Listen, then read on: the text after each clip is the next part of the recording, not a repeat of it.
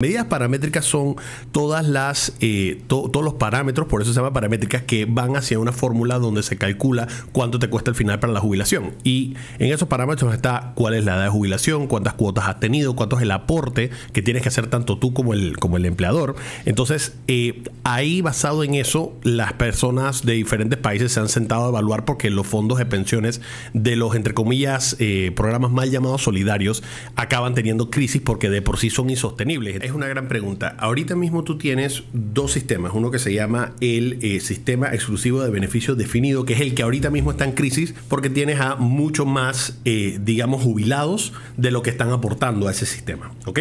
El año pasado Porque vamos a hablar de la Caja del Seguro Social. Quise invitar a Eric Molino Ferrer. Él está siguiendo de cerca la mesa técnica y las famosas medidas paramétricas. Ya terminaron de hacer las presentaciones de las propuestas. Sí.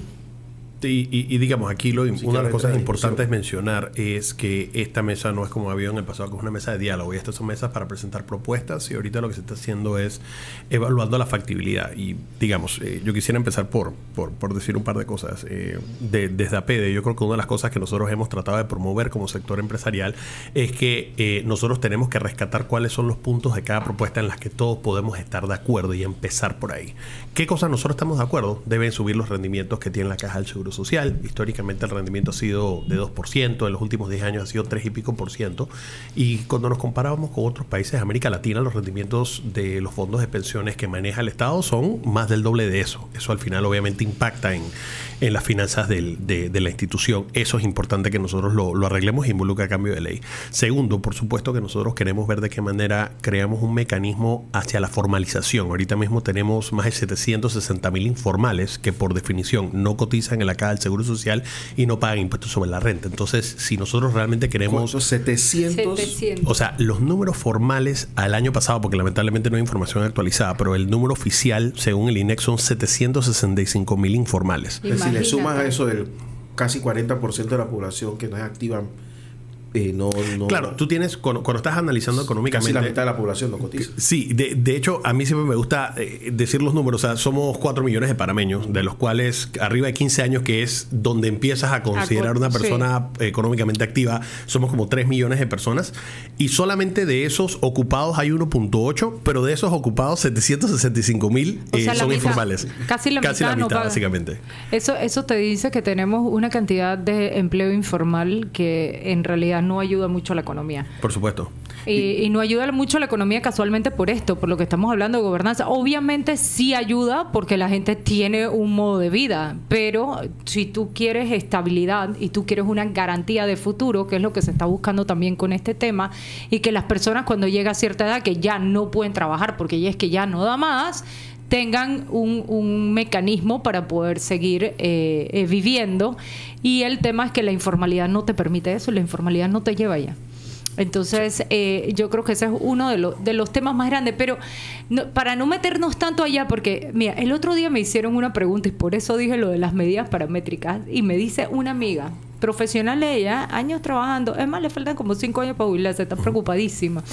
Y me dice... ¿Tú me puedes explicar qué es eso de las medidas paramétricas? Digo, claro. Mira, yo no voy a caer en eso, pero yo voy a buscar a alguien que nos explique a todos qué son las medidas paramétricas. Eric, ¿por qué se habla de un tema? O sea, es una frase tan rimbombante y tan difícil de entender, y al final todo se remite a números y a una matemática. Claro, y al final yo pienso que parte del tema es que hace falta tal vez promover muchísimo más el tema de educación financiera, porque cuando la gente escucha medidas paramétricas tal vez tiene un sesgo de que, ok, yo no sé qué es, pero eso es malo, y en verdad es una cosa muy sencilla. Medidas paramétricas son todos los parámetros, por eso se llama paramétricas, que van hacia una fórmula donde se calcula cuánto te cuesta al final para la jubilación, y en esos parámetros está cuál es la edad de jubilación, cuántas cuotas has tenido, cuánto es el aporte que tienes que hacer tanto tú como el empleador. Entonces, ahí basado en eso, las personas de diferentes países se han sentado a evaluar porque los fondos de pensiones de los, entre comillas, programas mal llamados solidarios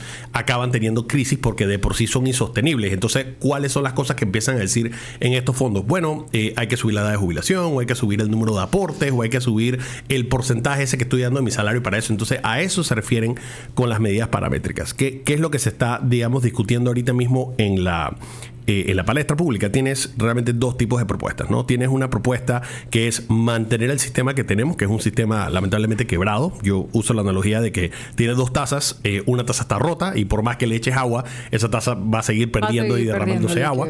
Y la otra es la que está proponiendo APD, CONEP y el sector privado, que es básicamente reemplazar esa taza por una taza que sí funciona, donde tú le puedas echar agua y que sea un modelo autosostenible que se basa en cuentas individuales. Ahora, la pregunta es, ¿puedes hacer, por ejemplo, mantener el modelo solidario que tienes ahorita sin tocar las medidas paramétricas? La respuesta directa es lamentablemente no, porque la tasa está rota. Al final, sí han habido, digamos, algunos esfuerzos de cosas en las que nuevamente volvemos a las cosas en las que estamos de acuerdo. Mencionamos antes el tema de hay poca integridad gubernamental y que eso es una cosa importante.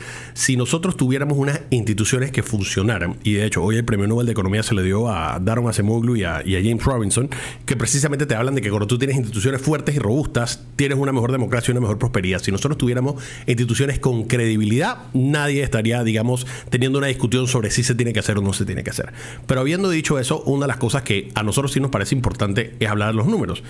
Hay que cobrarle a las personas que no pagan caja de seguro social, categóricamente. Es decir, si tú eres un empleador que le está haciendo retenciones a un empleado de la caja de seguro social y no la estás pagando, esa persona está robando, y eso nosotros como sector privado tenemos que salir categóricamente a rechazar además, esa conducta. Por ley, por eso está penado, o sea, es un delito de cárcel, sí, para que estemos claros. Es robo, o sea, para mí es robo porque le estás quitando parte del salario de la persona y no estás haciendo la aportación. Y tú no estás cumpliendo con la parte que te corresponde. Eso es responsabilidad social fiscal. 100%. Y estábamos hablando aquí de responsabilidad social y de sostenibilidad. Pero entonces, mira, y entonces, ¿por qué te vuelvo al ejemplo de las tasas? Las propuestas no paramétricas es echarle más agua. Porque entonces... Sí, es dar más plata y poner plata a fondo perdido, que es una plata que tampoco tenemos. Claro, porque ¿de dónde va a salir? Porque entonces tú dices, mira, ¿de dónde puede salir la plata, por ejemplo? Porque nosotros tenemos un tema de déficit que en los próximos 10 años va a ser, y yo sé que a veces la gente se pierde cuando son números bien grandes, pero te lo voy a poner en perspectiva. En los próximos 10 años, ese déficit de la Caja de Seguro Social puede ser como 14.000 millones de dólares.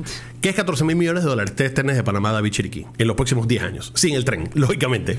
Entonces, estamos hablando de cantidades de dinero muy grandes. Entonces, cuando estamos hablando de usar medidas no paramétricas, es decir, aportaciones adicionales ahorita voy a definir cuáles son esas aportaciones, tenemos que entender las cosas en los números. Sí hay que cobrarle a los empresarios, pero es un monto muy chico. Son 150 millones de dólares. En un problema de un déficit anual promedio de 1.5, cobrar morosidad, de cobrar lo que se debe hasta hoy en día. 150 millones. No resuelve el problema. No, o sea, hay que hacerlo, pero no resuelve el problema. No resuelve el problema. Uno. Segundo, si tú quieres hablar, por ejemplo, de cosas que tengan un poco más de peso, por ejemplo, en promedio, la Caja del Seguro Social en sus operaciones pierde más de 200 millones de dólares al año. Entonces, ahí ya de por sí estás acumulando un déficit que tienes que ver la manera más rápida posible de regresar a esa tabla. Son temas estructurales, como yo creo que varias personas han señalado que es importante. Cosas que también me parecen, digamos, un poquito que hay que manejarlas con mucho más responsabilidad con un número. Por ejemplo, la gente ha dicho cosas que tal vez alguna gente podría estar moral o socialmente de acuerdo. Bueno, es que hay que subir el impuesto al tabaco, es que hay que subir el impuesto a las bebidas alcohólicas porque muchos otros países lo hacen. Y yo digo, ok, mira, pero si te vas al número, todo el impuesto selectivo del consumo, que incluye los carros y una serie de cosas, todo ese impuesto son como 350 millones de dólares al año.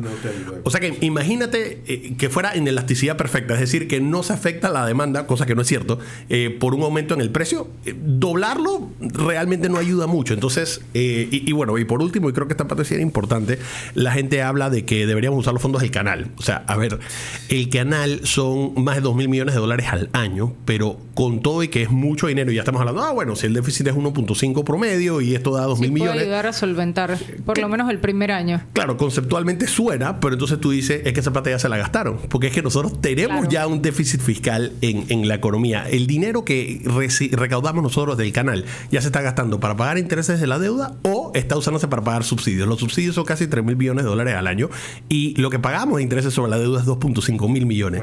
Entonces no es que existan fondos ociosos que diga, bueno, agarra plata del canal o agarra plata, la gente ha dicho de la fibra óptica y de las cosas.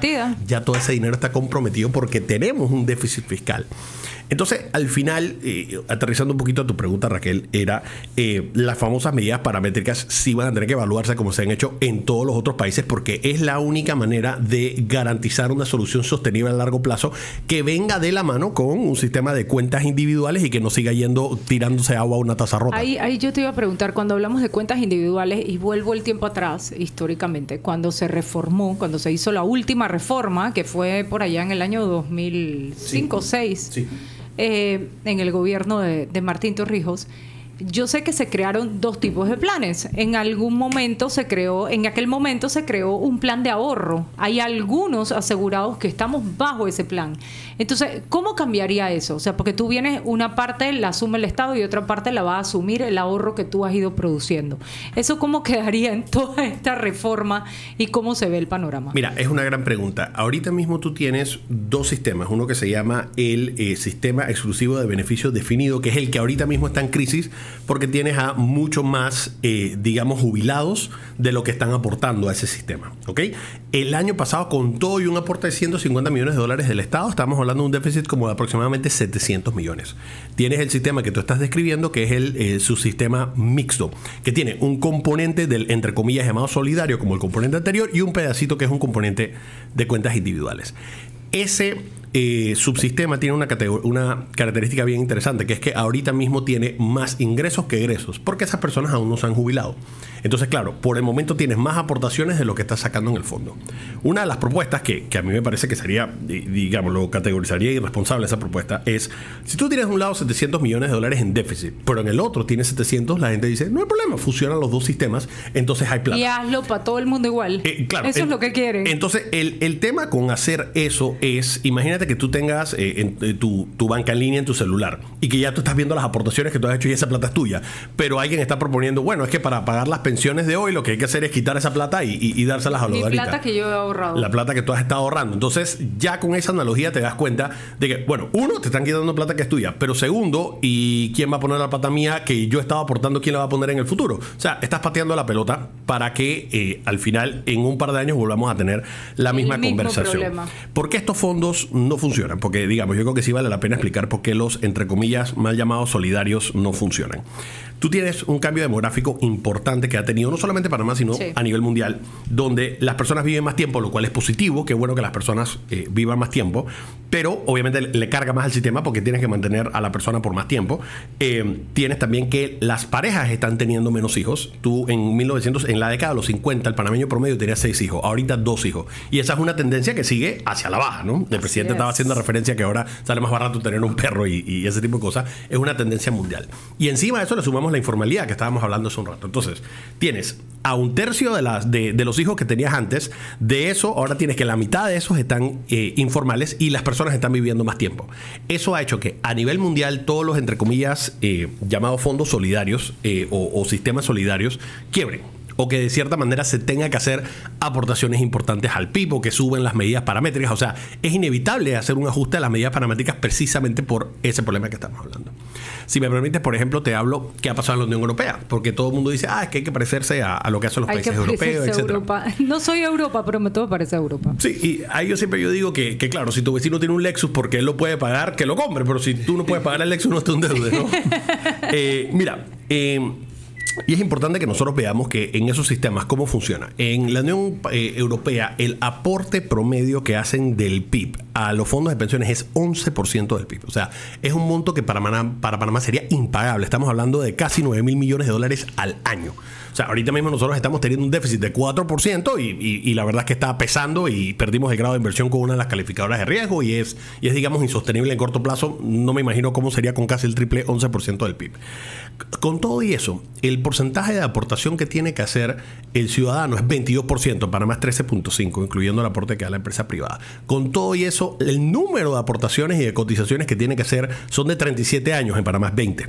Y con todo y eso, la edad de jubilación en promedio es más alta que la la que tenemos en Panamá. Entonces, al final, cuando tú te pones a ver que es que no se van a tocar las medidas paramétricas si mantenemos ese fondo, realmente es una falacia, porque en todos los países se ha tenido que tocar de una manera u otra, ya sea que te suba la edad de jubilación, la aportación la tiene que hacer el gobierno, que no es un bolsillo diferente, es tu propio bolsillo, porque como contribuyente tú le pagas el dinero. Claro. Entonces, ahí es donde está, digamos, la empresa privada, creo que haciendo un trabajo que ha sido de manera muy responsable con estudios y con análisis estadísticos y actuariales para decir, bueno, realmente nos podremos o no cambiar un sistema que funciona, y si funciona, bajo qué características funciona, y eso es lo que está proponiendo. Y yo creo que es importante mantener ese diálogo, porque ahí te iba a hacer otra pregunta. Ok, en la mesa se está tratando la parte financiera y de esa hemos hablado ampliamente, y yo sí quería como traducir un poquito ese concepto de medidas paramétricas por lo que tú decías, porque la gente lo demoniza, y lo demoniza porque suena una cosa que no podemos entender, y ahí vienen los defectos y las debilidades de comunicación. Hay que explicar las cosas muy bien, porque si yo, afectado o beneficiado, no soy capaz de comprenderlo, y no todo el mundo es auditor, y no todo el mundo es financista, y no todo el mundo es economista, entonces también tenemos que hacer un trabajo, y por eso quise que vinieras a través de los medios de comunicación, para que el ciudadano tenga acceso a esta información y pueda realmente comprender cuál es la mejor salida y cuál es la mejor solución para ellos. Ojo, esto no es a corto plazo, tiene que ser a medio y a largo plazo. Si lo hacemos a corto plazo, vamos a seguir en la misma, y cuando cambie el gobierno va a venir otra vez la misma crisis. Entonces, ¿qué sentido tiene? Pero te pregunto una cosa, Eric, además de la parte financiera, se está hablando en la mesa de la parte de servicios, porque ahí hay un tema, o sea, me vas a pedir más, y con las medidas paramétricas me vas a pedir que aporte más, que espere más tiempo para jubilarme, que aportemos un poquito más de dinero, tanto el sector privado como el empleado. Y la pregunta del millón es: las citas son eternas, no puedo tener acceso a un médico, los servicios y prestaciones de salud de verdad que cada día son más complicados, por no decir que un desastre en este país. Entonces, se está hablando en la mesa también de mejorar un poco el sistema y la misma gobernanza de la Caja del Seguro Social, porque hay un freno gigante con todo esto. ¿Y quién se ve afectado? El que tiene que pagar más. Mira, y aquí has tocado un punto súper importante que tiene que ver con integridad y transparencia institucional. Porque si nosotros tuviéramos una institución que funcionase y nos dicen, hey, es que lo que pasa es que hay que aportar un poquito más, la gente te lo entiende. No es que, sí, quítame la plata fácil. No estamos hablando de otro planeta ni de mudarnos de galaxia, por favor. Claro, pero al final, si las personas están viendo que estás teniendo una mora, o que estás teniendo que, inclusive ves los casos que han estado saliendo en las noticias de doctores cobrando doble salario, y que hay un poquitón de mora jurídica, y que, digamos, todas las cosas que nosotros conocemos, se hace mucho más difícil el argumento, y ahí es donde yo digo, tiene que venir un sacrificio por parte también de la institución de tratar de hacer las operaciones mucho más eficientes, si nosotros tenemos que hacer una aportación adicional. Ahora, este es el ejemplo que a mí me gusta dar, que es un ejemplo que yo creo que analiza mucho. A la única que no le gusta es a mi mamá, pero el ejemplo es, imagínate que tú estás en el borde de una piscina y una persona viene y empuja a tu mamá. O sea, ¿qué haces primero? ¿Tú sacas a la persona de la piscina o vas a corretear al tipo que empujó a tu mamá? Entonces, aquí yo creo que la diferencia importante es, por supuesto que hay que a esa persona que empujó a tu madre ir a corretearla, pero después de sacar a tu mamá de la piscina. Entonces, aquí hay una cosa que es inminente, que es el tema financiero, que ya no se puede seguir, digamos, postergando. Diletando, o sea, ya ahorita mismo existe un déficit de la Caja del Seguro Social, donde se han agotado las reservas. Esto lo ha venido anunciando la OIT desde hace mucho tiempo. Todas las corridas actuariales han estado diciendo que eso es una cosa que se debió haber diligenciado hace mucho más tiempo. Entonces, hay que atacar ya el tema financiero. Eso sí debe venir acompañado, digamos, en paralelo de una reestructura institucional, que a mí sí me parece que es importante. Y eso va desde la Junta Directiva. Estamos nuevamente hablando de temas de gobernanza, y ahí resaltar lo importante que es este concepto. Pero nosotros también tenemos que tener inclusive hasta de temas de supervisión. Mira, una de las cosas que nosotros estamos hablando de las inversiones, y una de las propuestas que a mí me parece que es válido. Oye, ya tú tienes un sistema que funciona muy bien, que es el CIACAP, que es un sistema de fondo de ahorro para las personas del sector público, que está dando rendimiento, si no me equivoco, como el 5.6. No quiero citarlo mal, pero es arriba del 5% y es arriba de lo que genera la Caja del Seguro Social. Y, por ejemplo, tenemos un fondo de ahorro de Panamá que es administrado por fondos profesionales que digamos, ha hecho una buena gestión, digamos, en los últimos años en cuanto al rendimiento que está generando el fondo de ahorro de Panamá. que es una de las cosas que se han planteado en varias ocasiones que se debe hacer.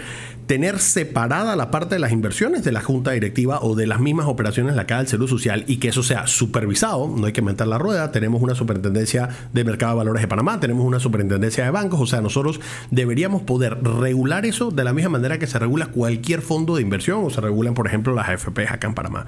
Entonces, esas son cosas estructurales que se deben hacer en paralelo y que vaya orientado a resultado y orientado a que el rendimiento del asegurado sea mayor. Desde el punto de vista institucional, mira, yo creo que una de las cosas, y es un tema a veces un poco escabroso y que no le gusta tocar a las instituciones, pero en el Canal de Panamá hay casi 9.000 empleados. Me parece que es como entre 9.000 y 10.000 empleados, pero en la Caja del Seguro Social hay 31.000 empleados. Entonces, ahí tú tienes un tema de ineficiencia que es estructural y que se tiene que uno meter a detalle, porque al final tú dices, oye, es una institución. Hay más en la caja, para que estemos claros, que en el Ministerio de Salud. Sí. Sí. Pero mucho, ¿no? casi el triple. Y ahí tienes varios temas, ¿no? Porque al final, cuando te pones a ver a detalle las personas que han estado en la Junta Directiva toda la vida y que no hay, digamos, esa alternación del poder como hay en cualquier democracia. Eso por un lado, hablando de gobernanza, lo que tú decías, ética, integridad y transparencia. Pero no solo eso, te pones a ver y el tema de los medicamentos. Y cómo se paran las licitaciones y cómo luego se van a compras directas. O sea, yo creo que hay que hacer una reingeniería, por supuesto, del sistema y a lo mejor implica una integración del sistema. Yo no me quiero meter hasta allá, por eso te preguntaba si eso se está conversando en la mesa, pero yo no lo descartaría porque tú tienes duplicidad de servicios, eso no es ningún secreto. Tienes un centro de salud del ministerio aquí y del otro lado de la calle está la ULAPS, que es el centro de salud de la Caja del Seguro Social. Entonces, haz centros de salud inteligentes de segundo nivel para atender ciertas especialidades de la Caja del Seguro Social y deja al MINSA atendiendo atención primaria o la prevención. Pero de alguna manera tienes que hacer más eficiente el sistema. Mira, y eso ha sido lamentablemente la filosofía histórica en este país de que hay un problema, créalo una institución. Exacto. Nosotros pasamos de hace 30 años tener 60 instituciones a 94. Y entonces, ¿eso en qué ha resultado? En 4 millones de habitantes. En 4 millones de habitantes. Entonces, eso lo que ha resultado es que se ha engrosado la planilla estatal, que los fondos se van a más operaciones del Estado. Te voy a dar otra analogía. Hace 10 años el porcentaje que iba a inversiones era 44% del gasto, que a mí me parece un número muy razonable. El año pasado cerramos con 19% de inversión y 69% de esa proporción en gasto. La diferencia se iba en intereses. Pero entonces tú tienes un tema de que ha aumentado, por más de lo que ha crecido el PIB en esos últimos 10 años, el gasto corriente, ha disminuido la inversión y tú dices, ¿eso es lo que realmente causa crecimiento económico o empleo formal? No, al final lo que nosotros necesitamos es ver por parte del gobierno que haya, digamos, un apretón del cinturón, porque si, la verdad es que todos vamos a tener que sacrificar, incluyendo en las propuestas que ha presentado PEDE y CONEP en el sector empresarial, va a tener que haber algún tipo de aportación al Estado de 1.5% del PIB aproximadamente para que haya un piso, una pensión básica universal, para que se puedan cubrir, digamos, los fondos que han habido, pero por lo menos eso garantiza la sostenibilidad del sistema. Eso tiene que venir acompañado también a mediano y largo plazo un tema de sostenibilidad en las finanzas públicas, en donde el Estado diga, mira, vamos a tener que hacer consolidación de instituciones, vamos a tener que dejar de malgastar la plata que históricamente se ha estado viendo operaciones. Es que no vayas más lejos, acabas de decir que tiene más de 30.000 empleados el Seguro Social. ¿Cuánto? No sé si tienes el porcentaje, pero hasta donde tengo entendido, la mayoría no son médicos y enfermeras, claro, son personal administrativo. Entonces, gente, también tenemos, porque si tú me dices, tengo 30.000 médicos trabajando y atendiendo gente, y enfermeras y personal clínico, hasta yo diría, ok, hay que revisarlo de otra manera.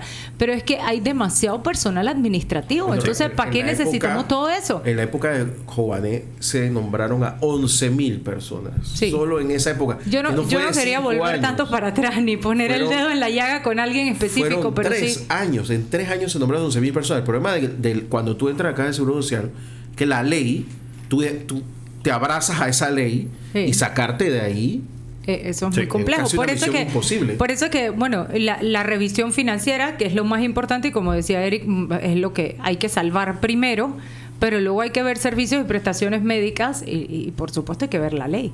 Es que si no cambias la ley, no cambias nada. Claro, es que al final ellos te dirán, mira, hay un no me acuerdo cómo se llama legalmente el principio, pero la estricta legalidad. Tú solamente puedes hacer lo que la ley te dice que puedes hacer. La ley te permite, pero eso es para todos los funcionarios públicos. Claro, pero entonces ellos te dirán, bueno, es que yo nada más puedo invertir en la Caja de Ahorros y en el Banco Nacional de Panamá, por eso los rendimientos son tan bajos. Y bueno, ahí yo estoy de acuerdo que hay que cambiar la ley para que se pueda hacer como en cualquier otro fondo. O sea, no hay que reinventar la rueda, sí existe regulación para eso.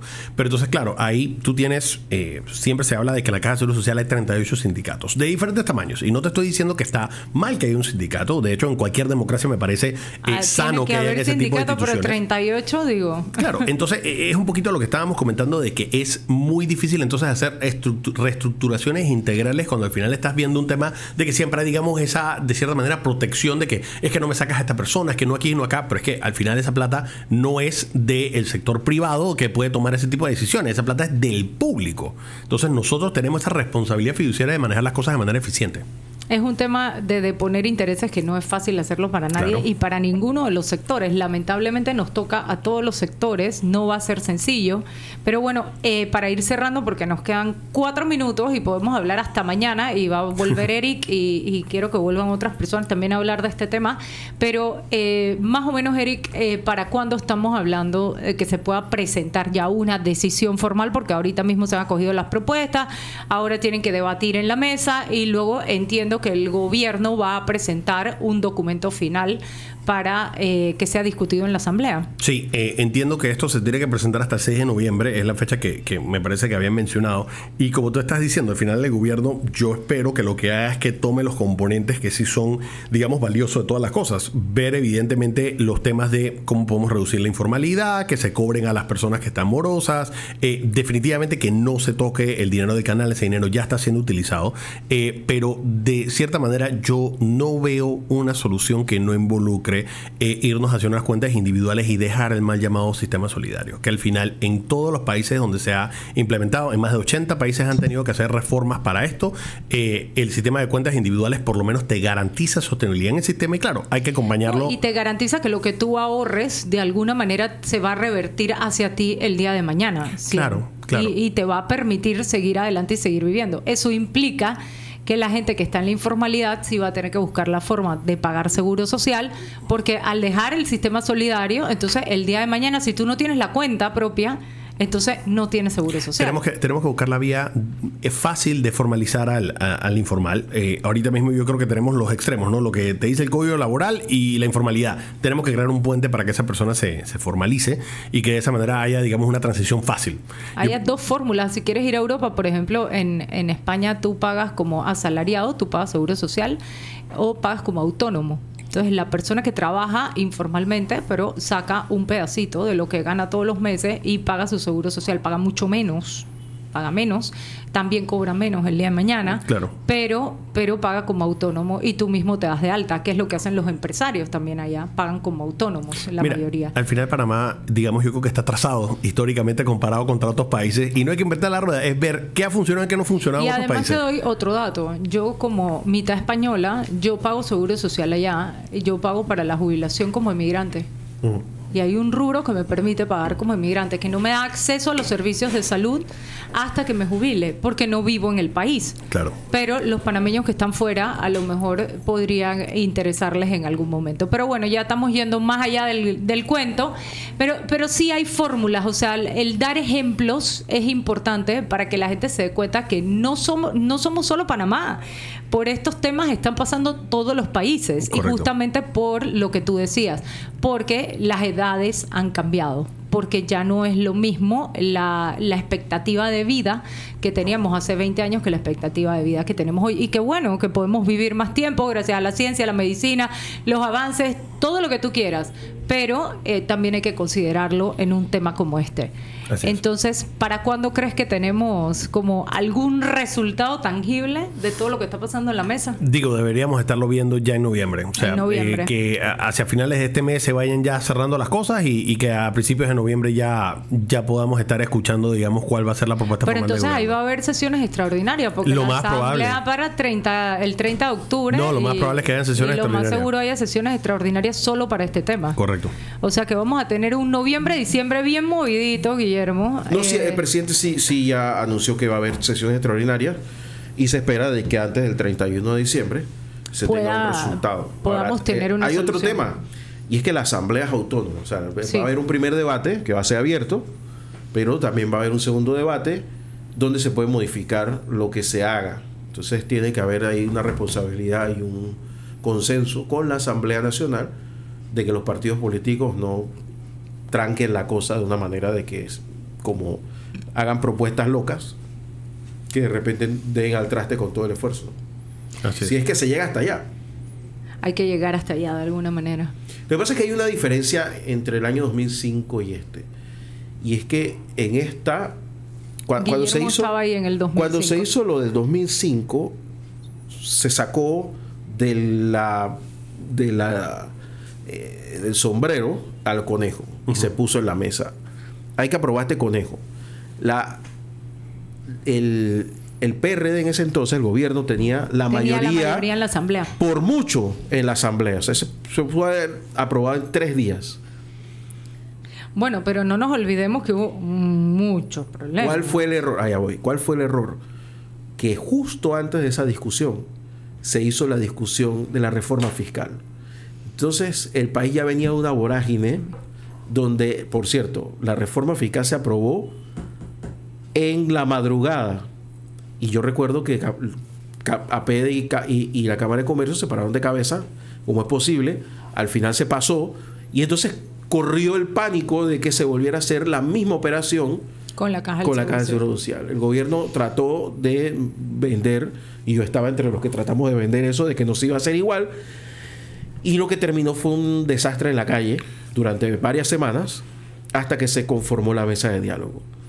Y la mesa de diálogo fue la que dio a que se destrancara el asunto, pero no se dio una solución a largo plazo, porque se hizo al revés. En esta ocasión yo he notado que ha sido al revés. O sea, buscar la información, planteársela a la gente. Los pasos se han llevado de una forma más conciliadora. Se aprendió la experiencia, se aprendió la experiencia. Dime cuál es tu solución, pongamos todas las soluciones en la mesa, veamos cuáles son las mejores y transitemos por Pero ahí, ¿no? sobre todo, ni siquiera, y corrígeme Eric, no se trata de las mejores. Yo creo que hay que ser muy específico aquí. Se trata de lo que es viable financieramente. Estábamos antes hablando de finanzas sostenibles. Es igual que una empresa, que nosotros tenemos que dejar de ver al Estado, al gobierno o a las instituciones del gobierno como las instituciones que nos tienen que resolver todos los problemas a nosotros y darnos plata de todas maneras. Sí. Eso no funciona así. El Estado, el gobierno tiene que funcionar de alguna manera, y por hacer una similitud, no exactamente igual, pero las finanzas son finanzas en el gobierno y en la empresa privada, y tienen que ser sostenibles y tienen que ser solventes. Entonces no podemos pretender que el gobierno nos da y si no hay de dónde sacar no puede seguir dando. Es que la plata es de nuestro propio bolsillo. Claro. Eso es lo que la gente tiene que entender. Mira, yo creo que al final el tema, esto y un poquito lo que tú estabas mencionando, yo creo que hay que ser muy disciplinado al final lo que uno quiere es confianza, ¿verdad? Al final, cuando hay transparencia y cuando hay confianza, yo creo que hay el beneficio de la duda para que las propuestas se puedan dar. Y si tú eres, digamos, disciplinado en, ok, hagamos este proceso, presentemos propuestas, escuchemos a la gente, evaluámoslo de manera científica, eso es lo que genera respeto en el proceso, y ese por respeto es lo que te lleva a que haya confianza.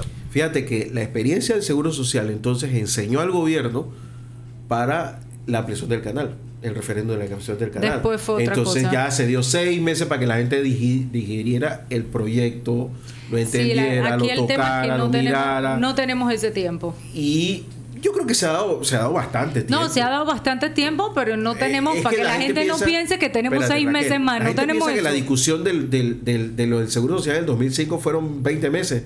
Fue un mes. Sí, eso fue mucho más. Fue un mes nada más. A mí me pareció que fueron 5 años. Una eternidad. Pero fue un mes. Y 3 semanas fueron de todo tipo de cosas en la calle, y semana y media de Diego, de este discusión. Señor no se quiere ir hoy. No, nos vamos. Nos vamos. Eric, muchísimas gracias por haber estado con nosotros, y seguimos con estas actualizaciones. Vamos a seguir hablando de este tema en las próximas semanas. Gracias. Nos vemos el próximo lunes.